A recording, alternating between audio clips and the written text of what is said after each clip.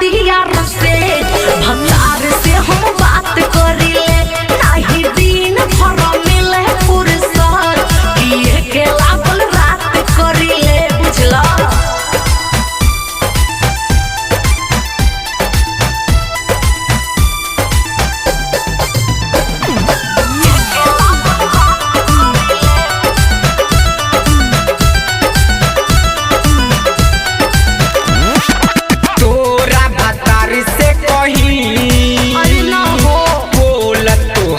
सब सही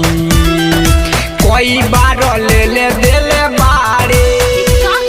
हमरे से फसल रही